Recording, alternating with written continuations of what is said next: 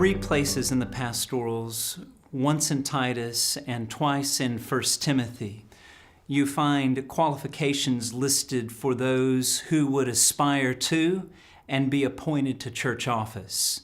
The church offices are noted as elders, presbyteroi, overseers or bishops, episkopoi, and deacons or servants, diakonoi.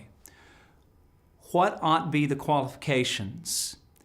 Well, Titus and 1 Timothy tell us a number of qualities that these people who are appointed to, who aspire to such offices, ought have. But when you put these lists side by side, they don't match entirely. So, not unlike the list of spiritual gifts found in New Testament documents, we find that these qualifications, these descriptions, these characteristics are meant to be illustrative, not exhaustive. So that is interpretive key number one. You don't find everything here that a minister ought be, but you find many things that a minister ought be. But secondly, these lists should not be used as a litmus test, far less a club. That is, to require a kind of lockstep uniformity between an individual on the one hand and the list on the other.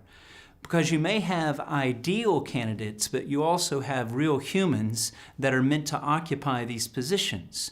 So, for example, many of these lists suggest that the minister, be it the elder or the bishop, ought to be a one-woman kind of man, typically rendered the husband of one wife. If we were to take these with painstaking literalness, then not even Paul would qualify to be an elder and a bishop in some of these fellowships, given the fact that according to 1 Corinthians 7, he himself was single. So, these are not meant to be some kind of litmus test.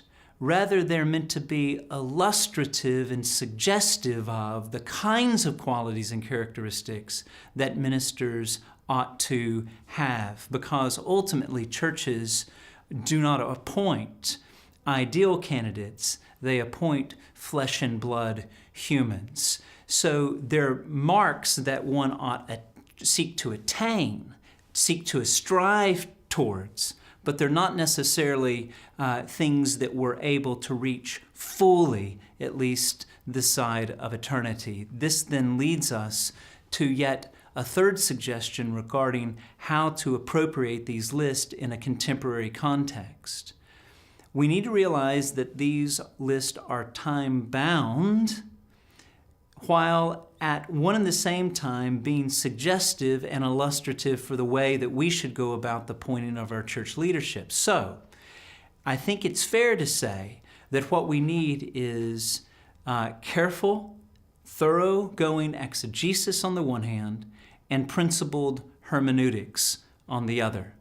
So these lists help us in creating an ethos for those who would be ministers.